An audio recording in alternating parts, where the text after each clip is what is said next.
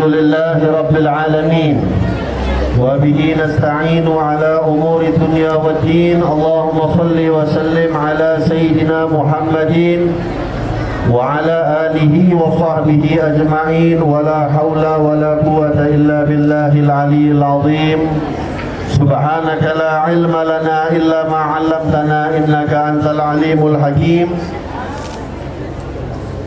نوينا تعلم وتعليم وتذكر وتذكير والنفع والانتفاع والإفادة والاستفادة والحث على التمسك بكتاب الله وسنة رسوله والدعاء إلى الهدى والدلالة على الخير ابتغاء بقربه ومجده منه سبحانه وتعالى. اللهم إنا نسألك علما نافعا ورزقا حلالا طيبا وعملا متقبلا. اللهم إنا نعوذ بك من علم لا ينفع ومن قلب لا يخشع ومن عمل لا يرفع ومن دعاء لا يستجاب لها. اللهم اغننا بالعلم وزينا بالحلم وأكرمنا بالتقوى برحمتك يا أرحم الراحمين. Para alim ulama, tuan-tuan guru kami, mudirul ma'had dan seluruh jajarannya, rais muallimin, seluruh tuan-tuan guru, dan juga bersama saya yang saya muliakan Raisuna. Kebetulan Ayah Baharudin alhamdulillah sedang diamanahkan sebagai Rais Syuriah PBNU Sumatera Utara, dan kebetulan Al-Fakir yang berdiri di depan antum diminta untuk menjadi wakilnya. Salah satu wakilnya yang dari sekian banyaklah wakilnya Suriah NU. Seluruh para alim ulama minta maaf sebesar-besarnya. Saya berdiri bukan untuk mengajarkan antum-antum. Kalau mau dibandingkan, tak adalah seujung kuku saya dengan ilmu-ilmunya antum-antum para masyayikh. Saya datang ke sini untuk mengambil keberkahan, bukan untuk memberikan keberkahan. Saya datang ke sini untuk mengambil ilmu, bukan untuk memberikan ilmu. Namun dimintakan untuk sedikit berbicara. Tujuan saya bukan yang ada di depan ini, tapi biarlah saya berbicara dengan anak-anak atau adik-adik saya yang ada di depan. Saya seorang santri, kamu pun juga seorang santri. Kita sama-sama insya Allah senantiasa menjadi santri sampai kita masuk ke dalam kubur kita. Amin. Dikatakan utlubul ilma minal mahdi ilal lahdi. Tuntutlah ilmu itu daripada buayan kamu masih bayi sampai kamu masuk ke liang lahat kamu. Alhamdulillah, merupakan satu nikmat yang luar biasa. Antum-antum semua, kamu-kamu semua ini Allah pilih untuk mengambil keberkahan di pondok pesantren yang sangat penuh dengan keberkahan ini. Mengambil ilmu dengan jalur orang-orang yang berkah ini.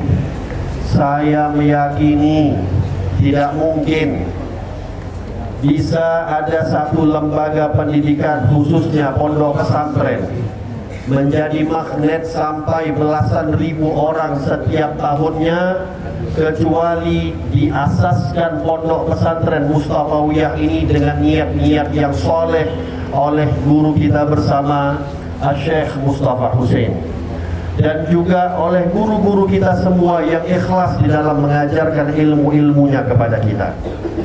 Hadirin hadirat, apa tadi istilahnya poker? Pokir dan fatayat.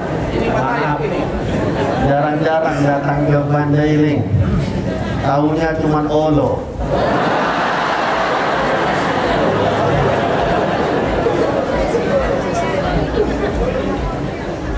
Udah, santri dan santriwati semuanya, saya tahu deritanya antum panas-panas. Mungkin kita waktu antum semua yang seharusnya dipakai untuk belajar, untuk mengambil istifadah daripada guru-guru, minta maaf harus terpotong dengan ada kehadirannya saya.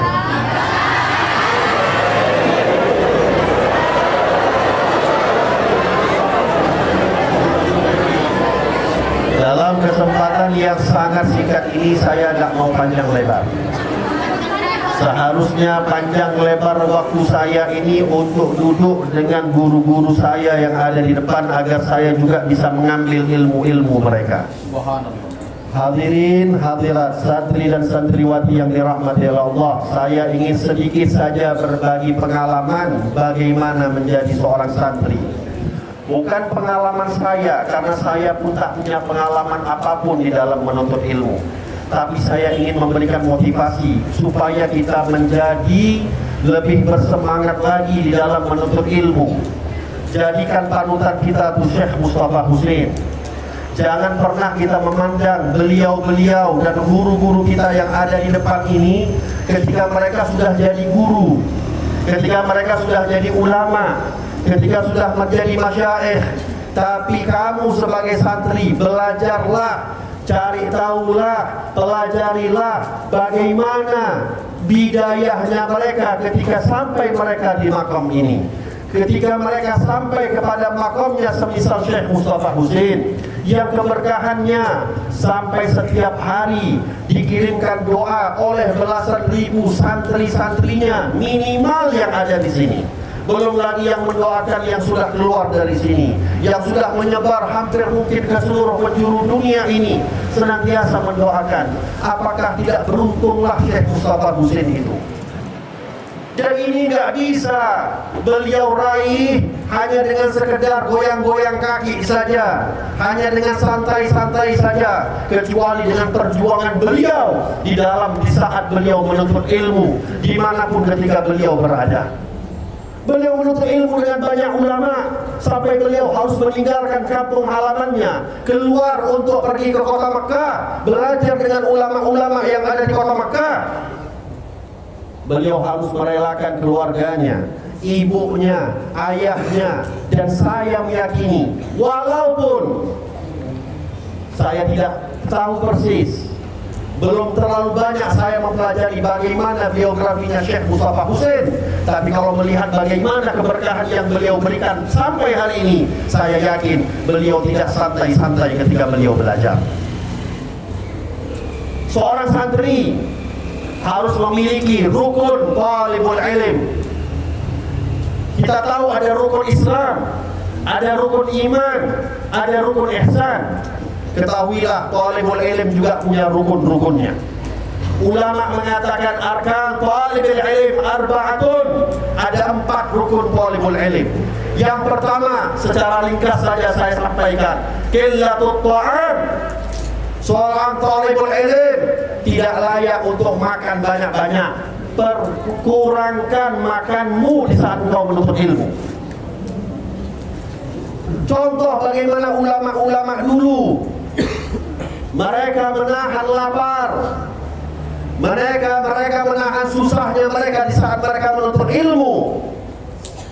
Karena di saat kamu banyak makan, kamu pasti banyak tidur. Kalau sudah kamu banyak tidur, pasti kamu kehilangan pelajaranmu, baik di kelas ataupun di saat kamu waktu murojaah dan mutolaahmu. Maka di sini hadirin adik-adik semua, bukan tempat untuk kamu makan-makan banyak-banyak di sini. Akan ada satu masa nanti, kalau kamu udah jadi semisal orang-orang yang ada di depan kamu ini, guru-guru kamu ini, sampai tolak-tolak makanan mereka. Kemanapun mereka diundang, disodorkan makanan yang nikmat-nikmat, gak bayar pula, gratis. Kamu sekarang ini capek-capek cari makan, beli ini, beli itu, harus bayar. Tapi ada satu masanya, kalau kamu sungguh-sungguh di saat kamu menuntut ilmu, kamu akan dimuliakan oleh Allah di saat kamu sudah mengajarkan ilmu. Maka sabarlah kamu di saat berapa tahun kita di sini? 7 tahun. Bukan waktu yang lama. Dulu para ulama, salah satunya Al-Habib Hasan bin Ismail Al-Hamid, seorang habib, ulama besar yang ada di Hadramut, beliau mengatakan, kami, ulama-ulama kami mengajarkan, tidak boleh mengajarkan kitab di pondok pesantren kecuali sudah minimal belajar 25 tahun. Tapi alhamdulillah, lutuf kelembutan Allah berikan. semakin diperkurang syaratnya oleh para ulama. 7 tahun pun alhamdulillah. Kalau 25 tahun mungkin 15.000 jadi berapa ribu tinggal. Gak akan ada yang bertahan lama. Namun 7 tahun itu jangan pernah menganggap waktu yang panjang. Itu sangat singkat untuk kamu menuntut ilmu. Bagi ulama-ulama sekelas Imam Syafi'i, bagi ulama-ulama sekelas Imam Nawawi, bagi ulama-ulama yang sangat sering kita bacakan makalah-makalahnya, ucapan-ucapannya, itu mungkin hanya mereka selesai belajar bidayah ilmunya saja usia 7 tahun itu. Maka kamu yang sudah diberikan waktu hanya 7 tahun, betul-betul maksimalkan. Kurangi waktu kamu untuk makan. Itu yang pertama. Yang kedua, katanya rukun talibul ilm. Yang kedua adalah qillatul kalam. Jangan banyak kali ngomong. Bahasa kerennya jangan banyak kombur. Jangan banyak ibarat kamu talibul ilm, kamu menuntut ilmu, ibarat kamu adalah handphone yang saat ini kamu sedang dicas handphonenya. Kalau habis kamu cas, kamu pakai, terus kamu cas, kamu pakai, gak lama soak baterai kamu. Belum penuh dia dicas, sudah kamu pakai, itu soak baterai kamu sebentar. Namun biarkanlah cas handphone kamu itu memenuhi handphone kamu baterainya. Setelah itu puas kamu gunakan. Maka dikatakan oleh para ulama kita, syuyukh kita, orang kalau banyak kalam, kalau banyak ngomong di saat dia menuntut ilmu, hampir dipastikan pasti gagal menjadi seorang penuntut ilmu yang hakiki. Tinggalkan siapapun orang-orang yang mengajak kita lalai. Jadikanlah fokusnya kita hanya kitab dan kitab. Lagi-lagi saya ingatkan, 7 tahun bukan waktu yang panjang. Kamu akan menyesali satu saat, di saat kamu sudah keluar daripada Mustafawiyah ini. Kenapa 7 tahun itu tidak betul-betul kamu maksimalkan? Bahkan kamu yang sudah betul-betul memaksimalkan pun akan merasa, kenapa tidak tambah lagi aku ijtihad di saat aku menuntut ilmu 7 tahun itu. Adik-adik santri dan santriwati, dulu ada seorang imam namanya Al-Habib Muhammad bin Abdullah Al-Haddad. Beliau adalah syekh syuyukhi, syekh syuyukhana, guru daripada guru saya. Saya punya guru Al-Habib Umar bin Muhammad bin Salim bin Hafidh. Beliau punya mertua dan sekaligus guru beliau Al-Habib Muhammad bin Abdullah Al-Haddad. Itu dikatakan beliau adalah seorang talibul ilm yang hakiki. Belajar cuma 4 tahun keluar jadi mufti. Bagaimana beliau ketika belajar? Dikatakan beliau ketika setiap malam murajaah, coba bayangkan tuh genteng-genteng yang ada di atas kita. Setiap malam beliau ambil kitab-kitab, beliau duduk di pucuk gentengnya sampai masuknya waktu subuh. Kenapa beliau buat demikian? Supaya kalau beliau ngantuk, tinggal jatuh langsung mati. Kalau udah duduk di atas genteng itu, siapa mau ngantuk lagi?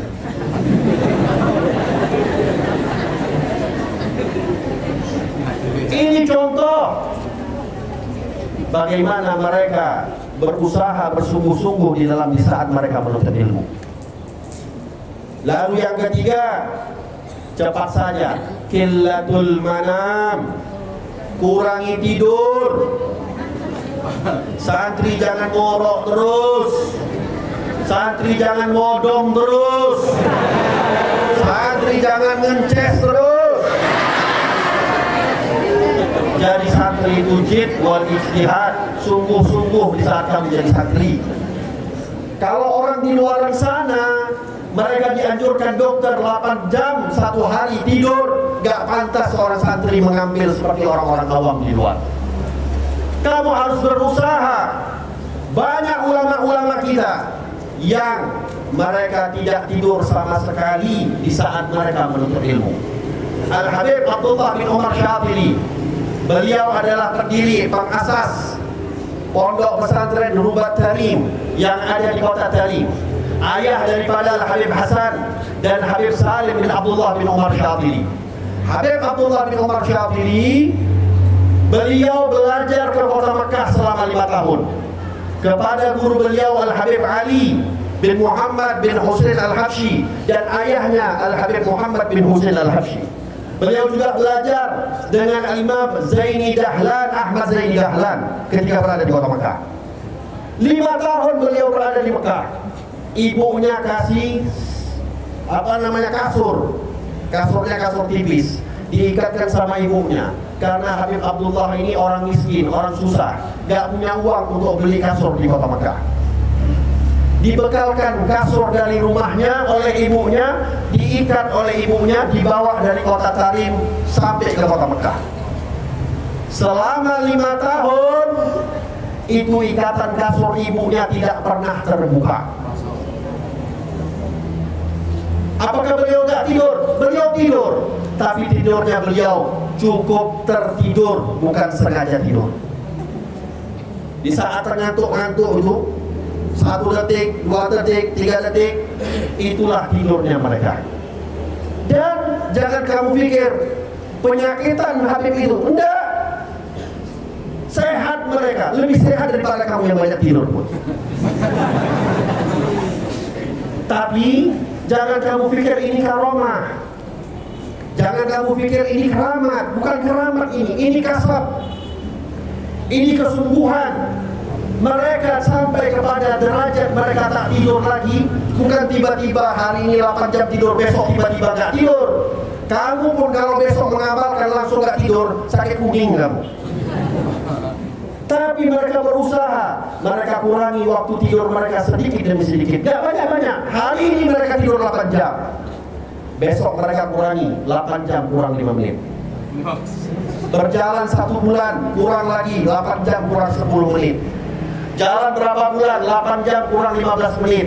Terus bertahun-tahun jadi 7 jam, bertahun jadi 6 jam, bertahun jadi 4 jam, bertahun jadi 3 jam, bertahun jadi 1 jam, bertahun tinggal hanya beberapa detik saja tidur mereka. Dan itu tidurnya mereka walaupun beberapa detik sama faedahnya seperti kita yang tidur beberapa jam.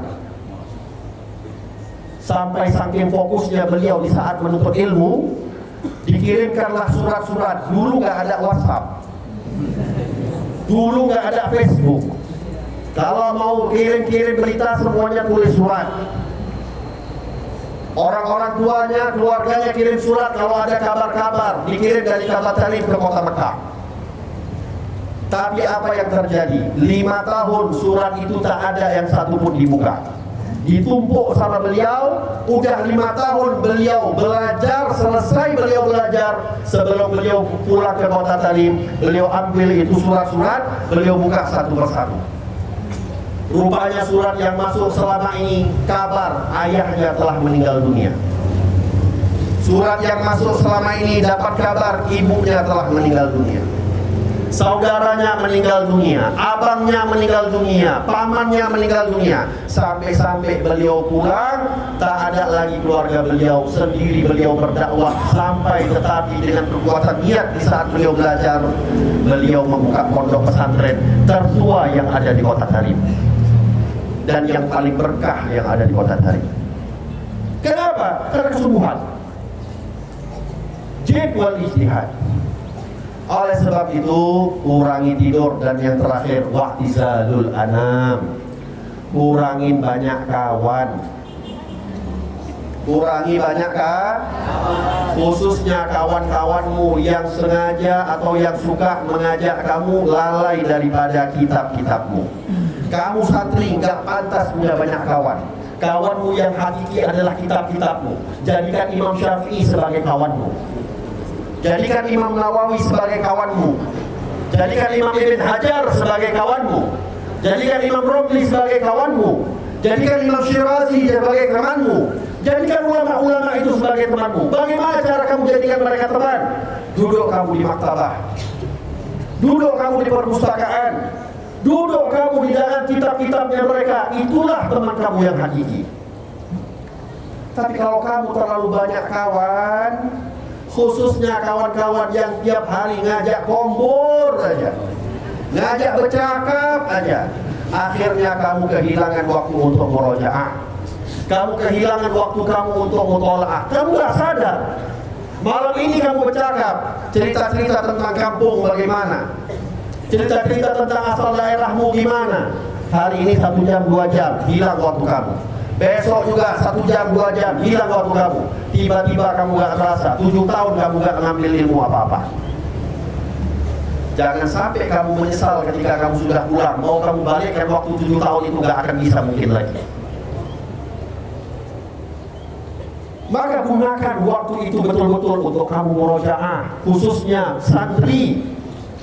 Murojaah itu sangat penting. Al-Habib Hasan bin Abdullah bin Umar Syadili, guru kami, beliau mengatakan, murojaah aham min dars. Murojaahatu darsi ahamu minat darsi. Murojaah pelajaran kamu yang telah lalu itu lebih penting dibandingkan pelajaran kamu yang baru. Makanya dulu ulama-ulama kita, mereka kasih syarat, kalau santri masuk halaqah, minimal mereka sudah murojaah dan mutolaah 25 kali murojaah, 25 kali mutolaah. Al-Imam Syirazi, pengarang kitab Muhadzab dan Tanbih, ditanya, "Bima niltal hadzal ilmi?" Ya Imam, bagaimana caranya engkau mendapatkan ilmu yang begitu agung ini? Beliau mengatakan, "Bimutola'atil kitab alfa marrah."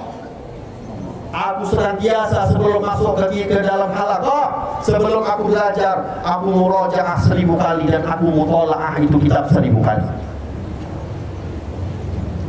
Syekhana Al-Habib Umar bin Muhammad bin Salim bin Hafid, beliau mengatakan, udahlah, kalau mau 1000 kali gak akan ada yang mungkin buat itu di zaman ini. Tapi beliau bilang, paling tidak santri kalau mau masuk ke dalam halaqah, minimal murojaah 3 kali mutun, 1 kali syarah. Mutolaah juga demikian, 3 kali mutun, 1 kali syarah. Barulah kamu besok masuk ke halaqah yang baru. Jangan kamu datang ke halaqah, kamu belajar dengan guru-guru kamu yang modal. Kamu gak punya senjata untuk kamu mengambil ilmu guru-guru kamu. Maka belajarlah yang benar. Wabil khusus, seorang santri, jangan lupa hafalkan kitab-kitab kamu itu.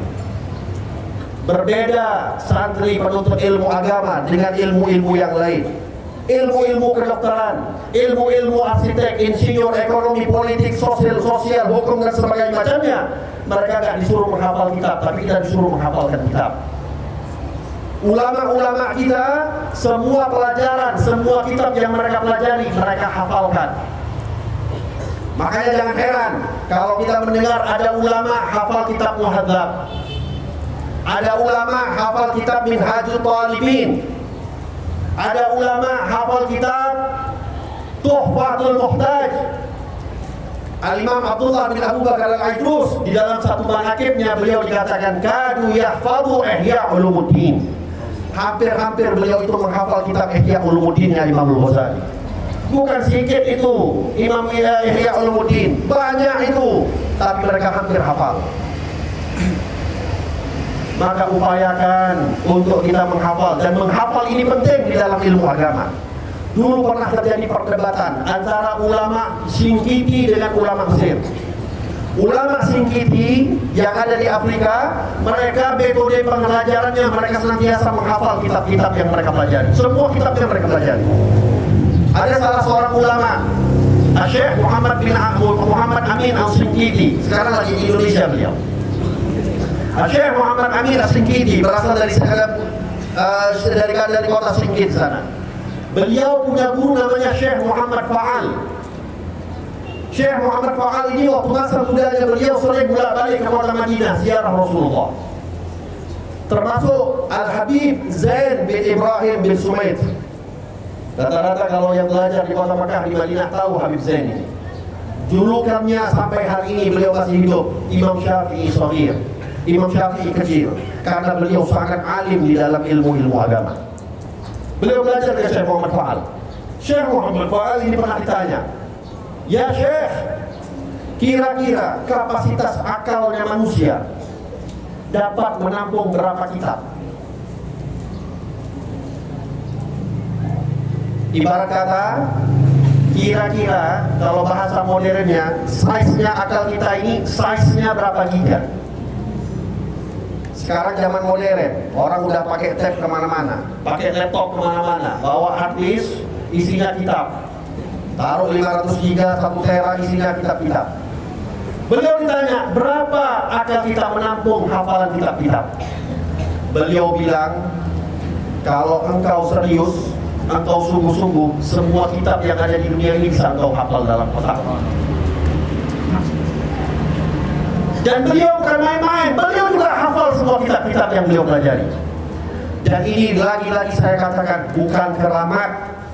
Dulu ada seorang imam namanya Imam Bulqini. Insya Allah talibul ilm tahu Imam Bulqini. Imam Bulqini ini pada masa itu seorang khalifah, punya maktabah besar, punya perpustakaan besar, isinya kitab-kitab yang sangat banyak. Datang satu bencana, terbakar itu maktabah. Semuanya habis itu kitab-kitab, gak ada satu pun yang tersisa. Khalifahnya sedih, kayak manalah caranya mengumpulkan kitab-kitab yang begitu banyak lagi. Tiba-tiba terdengarlah aduannya Khalifah ini kepada Al-Imam Bulqini. Bilangnya Imam Bulqini kepada Khalifah, sampaikan kepada Khalifah, aku akan bisa kembalikan semua kitab-kitab itu. Khalifah panggil Imam Bulqini, ya Imam, engkau bilang kau bisa balikan kitabnya, dari mana kau dapat kitab-kitab itu? Kata Imam Bulqini, aku gak butuh untuk cari kitab di luar. Tolong satu yang aku minta, siapkan juru-juru tulis yang handal di hadapan. Untuk apa? Semua kitab-kitab yang terbakar itu ada di kepalaku. Dan aku akan tuliskan satu persatu sampai kembali maktabahku yang terbakar. Ini kesungguhannya para talibul ilm.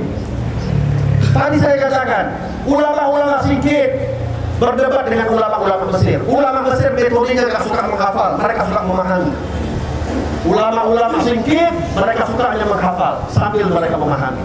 Ketika mereka berdebat di Mesir, berdebat sampai malam hari, subhanallah, malam-malam mati lampu. Malam-malam pas mati lampu, ulama Mesir semuanya diam, karena ilmu mereka di kitab. Ulama singkit ngomong terus karena ilmu mereka di hafalan, karena ilmu mereka di akal. Oleh sebab itu Imam Syafi'i bilang apa? Ilmi ma'i haitsu yamamtu yanfa'uni, qalbun lahu wi'a'un la batni sunduki, in kuntu fil baiti, in kuntu fi baiti fa ilmi fihi fi baiti, wa in kuntu fi suki wal ilmu ma'i fi suki. Apa kata Imam Syafi'i? Ilmuku itu senantiasa bersamaku, dimanapun aku berada dia akan memberikan manfaat untukku. Aku jadikan tubuhku ini wi'a'un, untuk sebagai wadah ilmuku masuk tertampung, bukan hanya untuk badanku ini menerima makanan-makanan saja. Ilmuku berada di rumah kalau aku sedang ada di rumah. Kalaupun aku harus pergi ke pasar, maka ilmuku pun ikut pergi ke pasar bersamaku. Ini ulama hadirin. Inilah contoh-contoh orang-orang besar.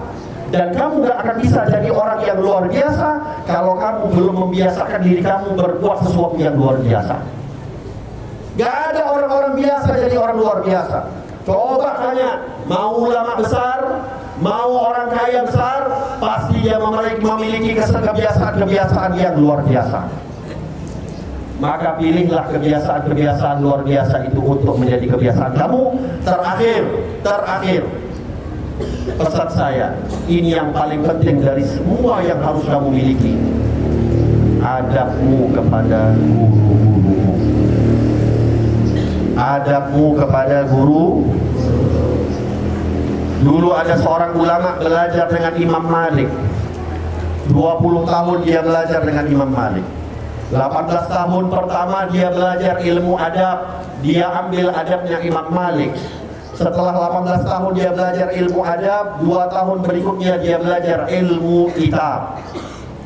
Pulang dia 20 tahun belajar, dia menyesal. Kenapalah 20 tahun aku belajar dengan Imam Malik.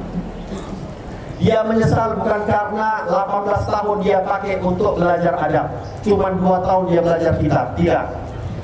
Dia menyesal kenapa 20 tahun itu tidak semua habis untuk belajar adabnya Imam Malik. Ilmu, kata beliau, 2 tahun itu bisa aku dapati dengan ulama manapun, tapi adabnya Imam Malik gak aku akan dapati kecuali dengan dirinya Imam Malik. Keberkahan seorang santri ada diletakkan pada adabnya kepada guru-gurunya. Kamu belajar kitabnya Ta'lim-Ta'limnya Syekh Hasyim Asy'ari. Kamu belajar kitab-kitab bagaimana adab-adab muallimin, adab-adab muta'allimin. Kamu pelajari itu supaya kamu jadi santri yang beradab.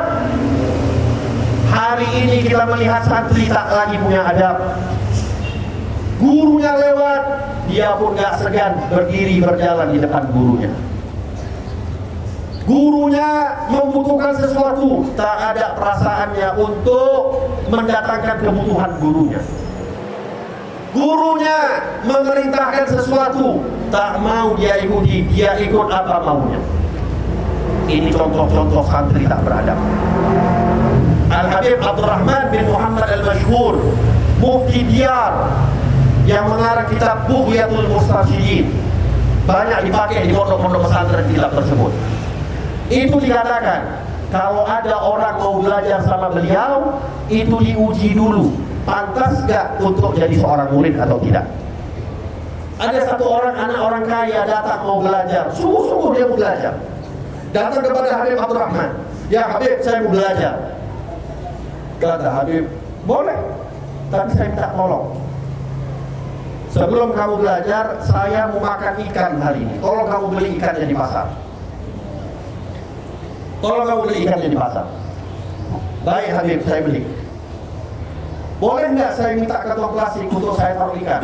Kata Habib Abdurrahman, untuk apa kantong plastik? Taruh di baju. Taruh ikan-ikan itu di bajumu, nggak perlu kantong plastik. Karena murid ini sungguh-sungguh, akhirnya dia mengatakan, nah, sami'na wa ta'ana. Pergi dia ke pasar. Orang-orang Arab dulu kalau pakai baju jubahnya, itu namanya kum. Pergelangan bajunya ini besar-besar, lebar-lebar. Dibelinya ikan sama muridnya tersebut, disuruh sama Habib Rahman, saya mau letakkan itu di pergelangan baju. Ikan masih segar-segar, masih bau keluar dari laut, bau-bau amis. Tapi perintah guru diambil, ditaruhnya ikan itu di baju-bajunya, pulang dia balik kepada Habib Rahman, Habib ini ikannya. Kata Habib, kamu yang makan ini ikan, saya nggak butuh ikan ini, tapi saya mau butuh bagaimana kesungguhan kamu di dalam menuntut ilmu.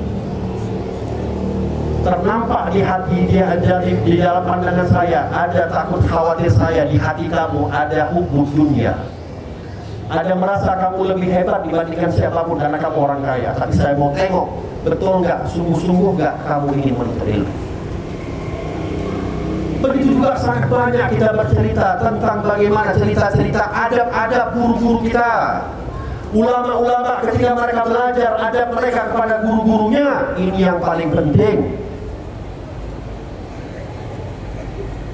Al-Imam Abu Madian menuliskan satu syair, banyak syair. Maladzatul ilma, maladzatul aisha illa suhbatul fuqara, hum salatin wal sadat wal umara, fashabhum wa ta'addab fi majalisihim wa khalli hadraka mahma qaddamuka wara. Apa kata beliau?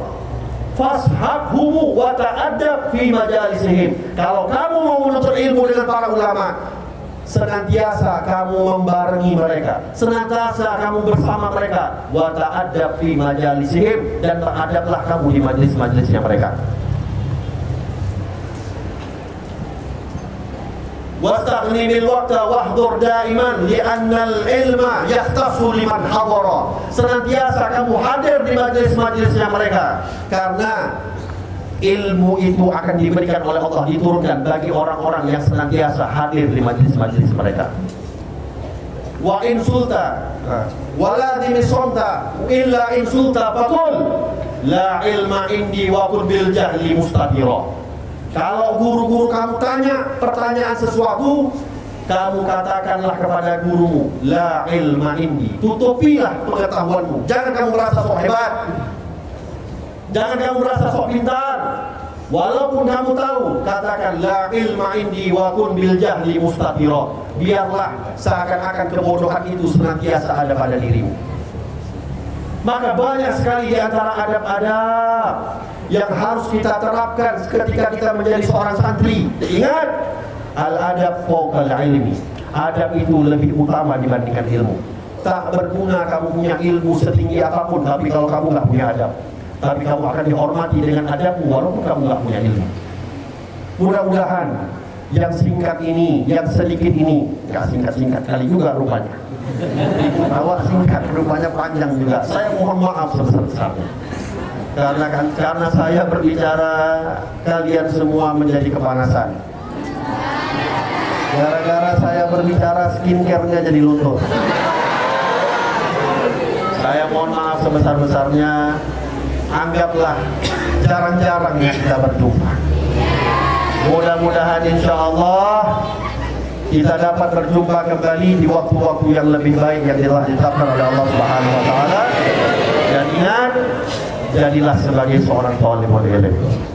Kamu gak usah berpikir enak kali di luar jadi dokter, enak kali di luar jadi insinyur, enak kali di luar jadi arsitek, enak kali di luar jadi pengacara. Tidak ada pekerjaan yang lebih enak dibandingkan pekerjaan yang diemban oleh Nabi Muhammad Sallallahu alaihi. Kamu menuntut ilmu, hakikatnya kamu adalah menjadi pewarisnya Nabi Muhammad Sallallahu alaihi wasallam. Mudah-mudahan insya Allah kita semua diberkahi oleh Allah Subhanahu wa taala. Mudah-mudahan insya Allah harapan kita semua santri-santri, santriwati yang belajar di Mustafawiyah ini mendapatkan ilmu yang berkah diberikan oleh Allah Subhanahu wa taala, menjadi ulama-ulama yang mengamalkan dan mengajarkan ilmunya dimanapun kalian berada. Saya nggak kebayang kalau satu pondok pesantren 15.000 orang menyebar semuanya di seluruh Sumatera saja, saya yakin nggak ada lagi orang bodoh di luar sana. Pasti semuanya jadi orang alim. Tapi bisa jadi yang 15.000 ini tidak semuanya mau kembali untuk mengajarkan ilmu. Tekadkan kita, ayo belajar dan kita niatkan berapa banyak orang yang membutuhkan ilmu-ilmu yang sedang kalian pelajari. Maka amalkan dari hari ini ilmu-ilmu yang kalian pelajari. Suatu saat kalian harus mengajarkan ilmu-ilmu kepada orang-orang di sekitar kalian. Wabillahi taufiq wal hidayah. Mudah-mudahan insya Allah diberkahi oleh Allah Subhanahu wa taala. Lagi-lagi saya mohon maaf sekali-kali lagi untuk kepada seluruh tuan-tuan guru saya. Tidak ada ingin niat saya untuk mengajarkan atau berbicara secara lancang di depan antum-antum semua. Yang saya harapkan pandangan ridho antum-antum semua untuk saya. Mudah-mudahan datanglah ridho dari Allah Subhanahu wa taala. Wabillahi taufiq wal hidayah. Wassalamualaikum warahmatullahi wabarakatuh.